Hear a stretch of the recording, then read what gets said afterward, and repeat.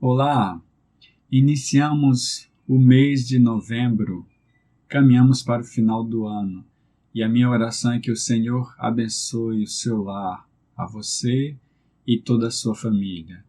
Nesta semana nós temos um aniversariante e é hoje o aniversário do Jonas. A minha oração, Jonas, é que você seja abençoado pelo Senhor tremendamente. Que juntamente com Margarete, seu filhinho, você receba o amor do Senhor diariamente e que as misericórdias dele sejam sempre renovadas como o sol da manhã. Que o Senhor te abençoe e te guarde, sempre faça resplandecer o rosto dele sobre você. Parabéns, Jonas. Irmãos, essa semana nós continuamos com as nossas programações online.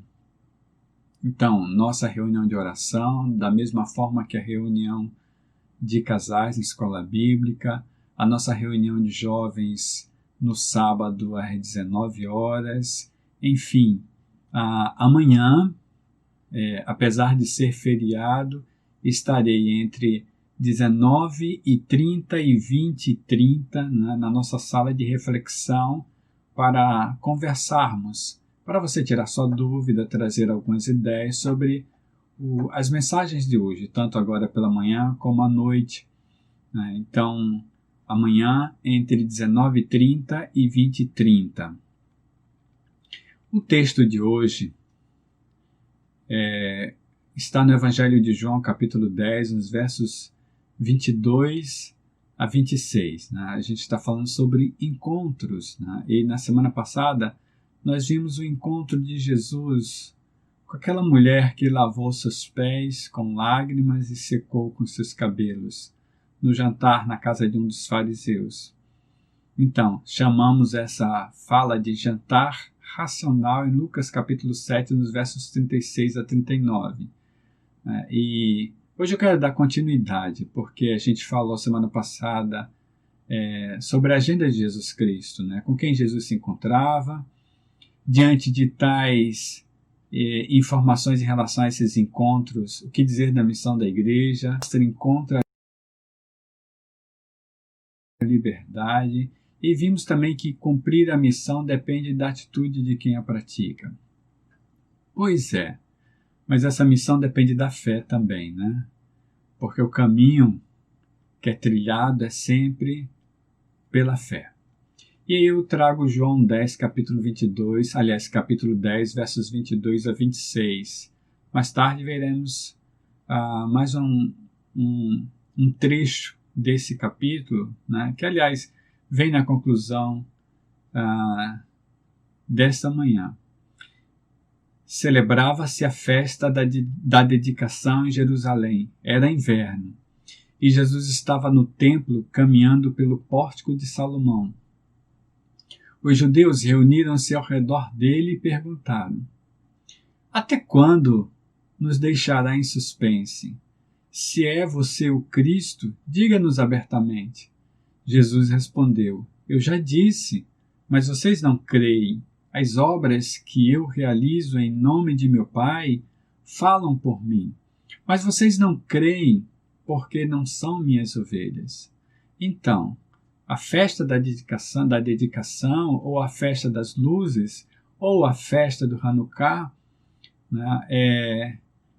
tem seu contexto descrito no livro de Macabeus, nos dois livros de Macabeus, onde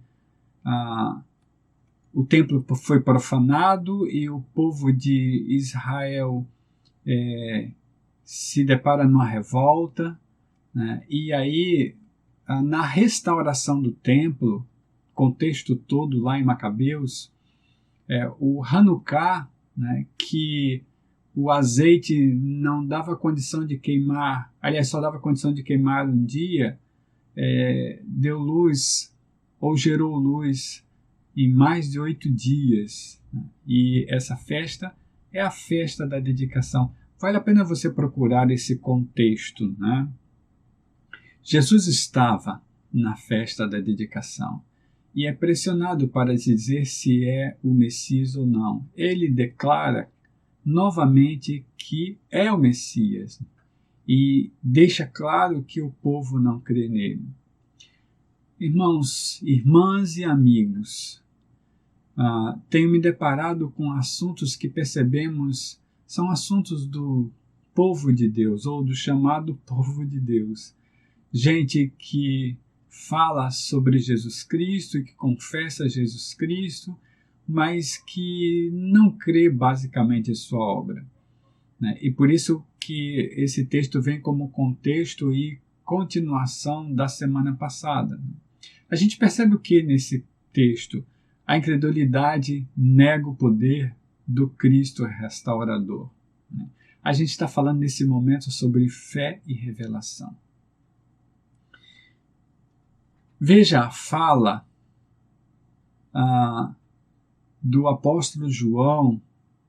A gente está no capítulo 10, né, nos versos 24 e 5, que nós acabamos de ler. Os judeus reuniram-se ao redor dele e perguntaram: até quando nos deixará em suspense? Se é você o Cristo, diga-nos abertamente. Jesus respondeu: eu já disse, mas vocês não creem. As obras do Mestre, de repente, são barradas, são impedidas por causa da incredulidade.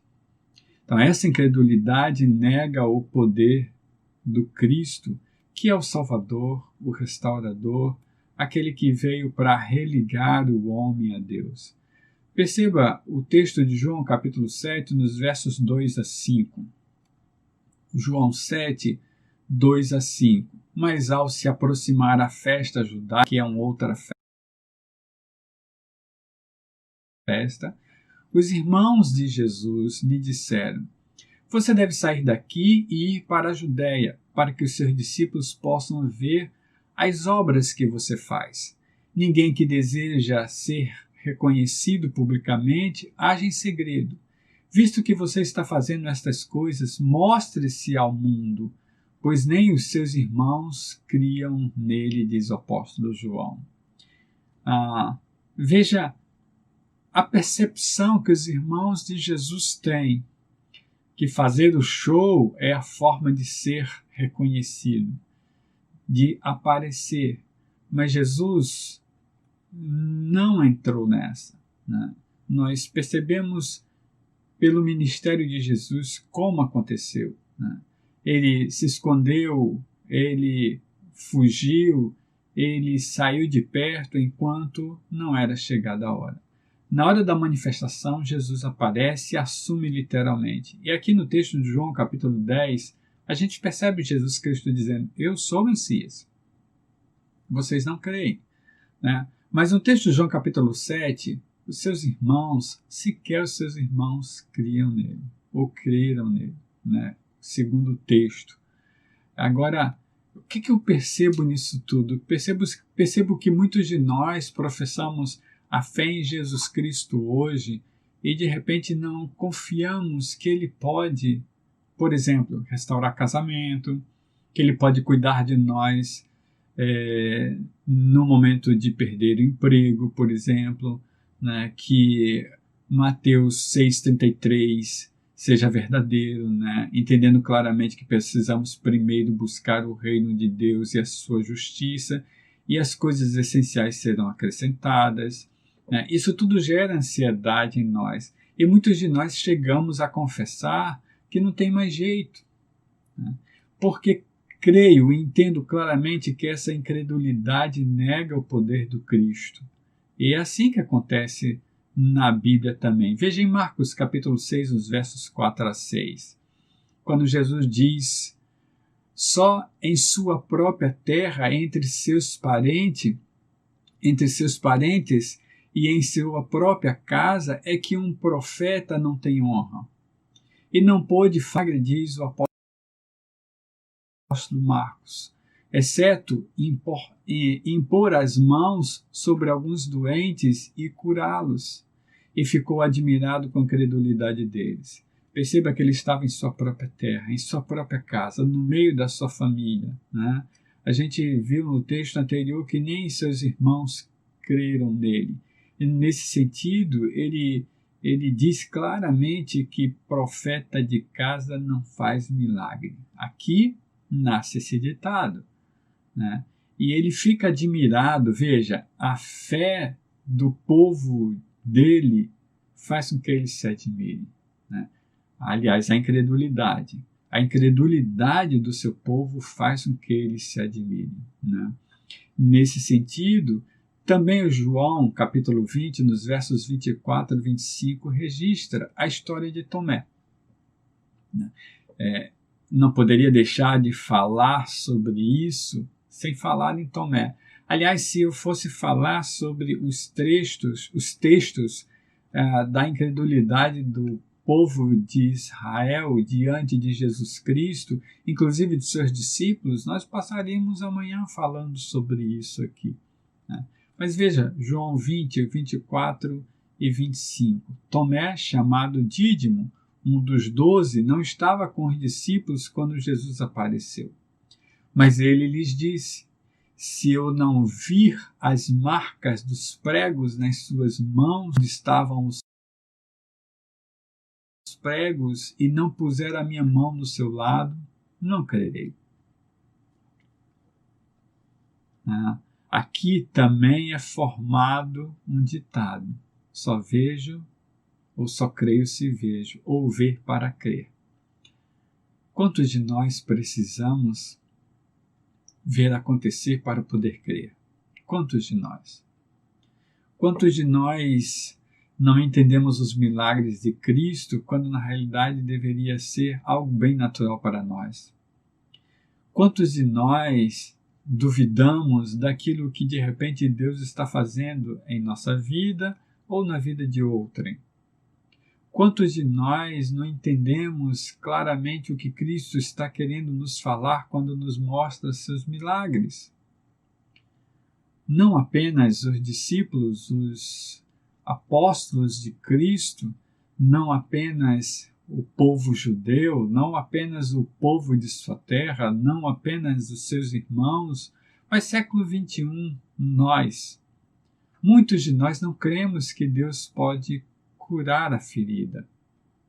E quando eu falo da ferida interna e da ferida externa. Nós não cremos que Deus pode nos perdoar. Muitos de nós, apesar da Bíblia dizer que Deus já nos perdoou, continuamos pagando penitência por causa disso.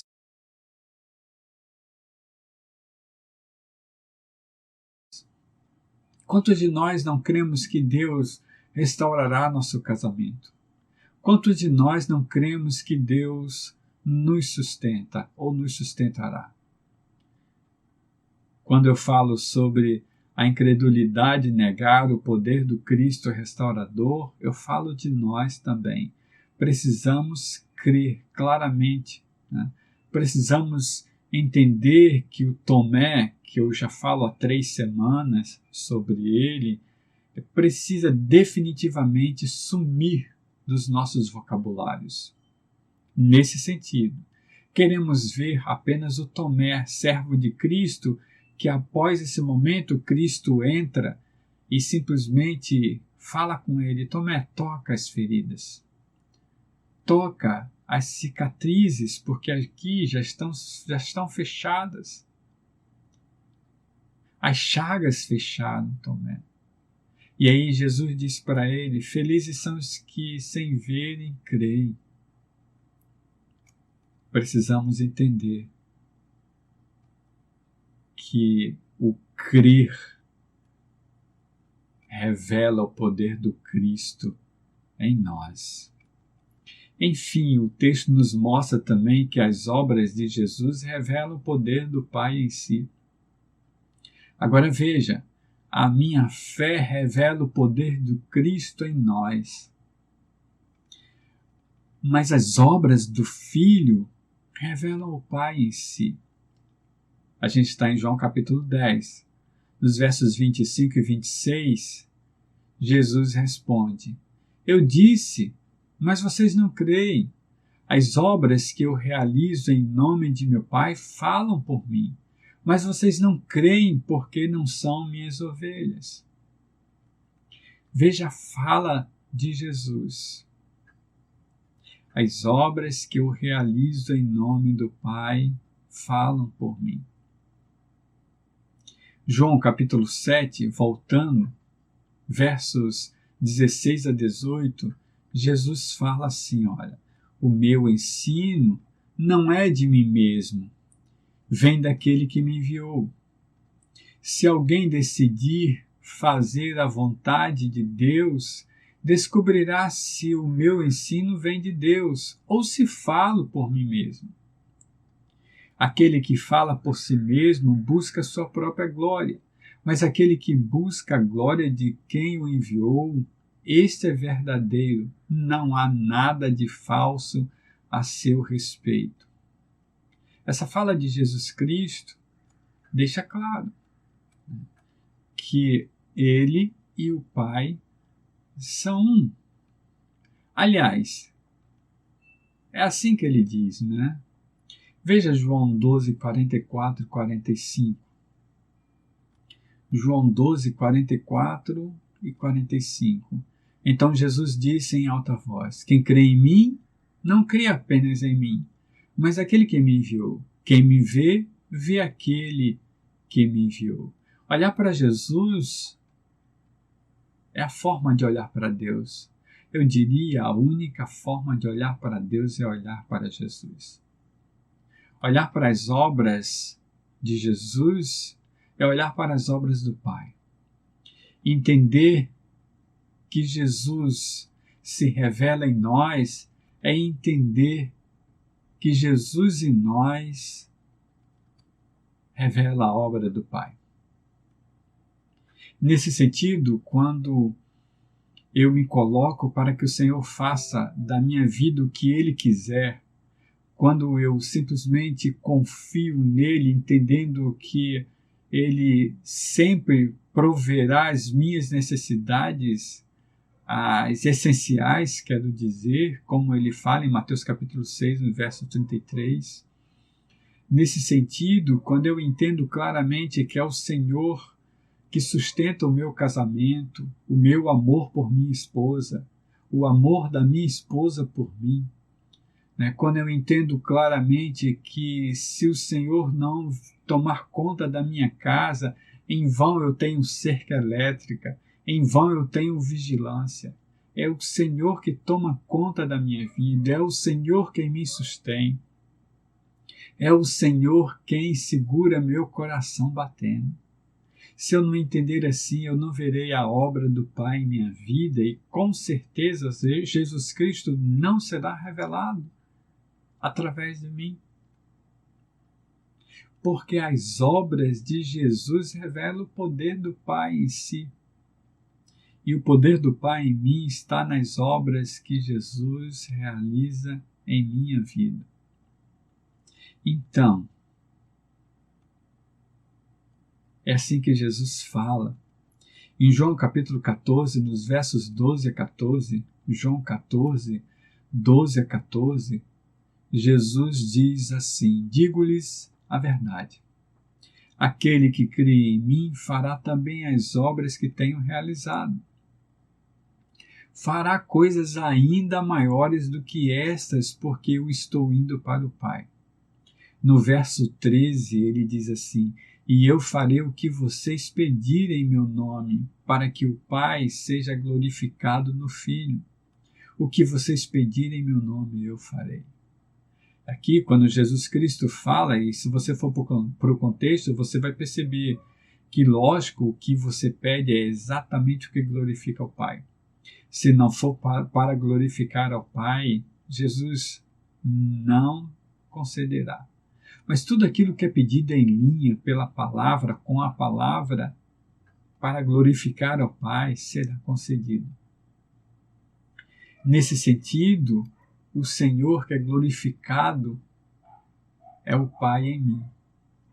Nesse sentido, quando eu creio no Senhor e me entrego para que Ele faça de mim o que Ele quiser, ou a sua vontade em mim, eu estarei exatamente cumprindo o que Jesus Cristo diz aqui: o que vocês pedirem em meu nome, eu farei. Eu farei. quando nós percebemos um texto como esse, deixamos claro para nós mesmos que precisamos crer em Cristo, que precisamos entender. Porque veja, porque Deus amou o mundo de tal maneira que deu seu único Filho, para que todo aquele que nele crê não pereça, mas tenha a vida eterna. João 3,16. E quando o Senhor nos chamou para sermos livres e termos uma vida em abundância, uma vida cheia da graça do Senhor. De que você precisa agora? Porque a sua incredulidade pode negar o poder do Cristo restaurador em sua vida. Entenda claramente que as obras de Jesus em sua vida revelam o poder do Pai em Jesus para você. E crendo em Cristo, tudo o que você pedir, Ele fará. Porque eu creio que quando você crê, você faz o que Ele quer para você. Porque a vontade de Deus é boa, agradável e perfeita. A minha oração é que o Espírito Santo esteja falando para você nesse dia que nós vamos participar da ceia. Mais tarde, nós nos encontraremos. Se não presencialmente, você pode estar conosco, quero dizer, às 17 horas. Estaremos às 17 horas na nossa sede. Mas se você não estiver conosco, você pode participar lá no nosso Facebook. Nós estaremos ao vivo. Eu creio que se você entender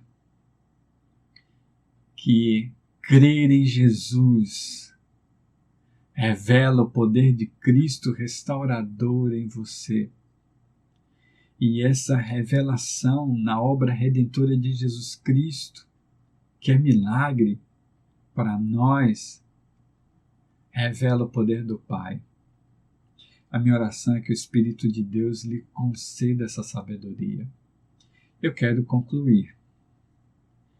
Eu quero concluir no texto que nós veremos mais tarde. Jesus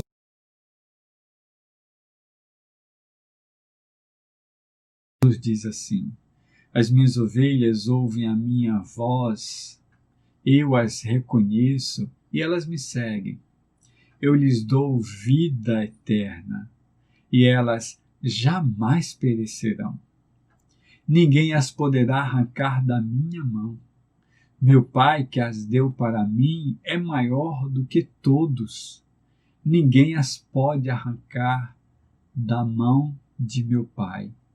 E Jesus diz no verso 30, eu e o Pai somos um. A minha oração é que essa revelação poderosa do Espírito Santo sobre nós, sobre nossas vidas, seja verdadeira, para a honra e glória do Senhor. Vamos orar? Deus, quero te louvar, te agradecer por tua palavra que não volta vazia, que encontra guarida em coração fértil. Quero te agradecer, Senhor, porque o teu Espírito fala poderosamente e pessoalmente a cada um de nós. Muito obrigado, Senhor, por tua graça, por tuas misericórdias renovadas diariamente, por teu amor derramado sobre nós e porque o Senhor está sempre conosco. Essa é a promessa de Jesus em Mateus 28:20. Eu estarei com vocês até a consumação dos séculos. O Senhor estará conosco até o final. Muito obrigado, Senhor. A minha oração é que o Senhor visite a cada um que está me vendo nesse momento ou no futuro. A minha oração é que o Senhor testifique em cada coração nesse momento, protegendo suas famílias, e que o Senhor os abençoe e os guarde.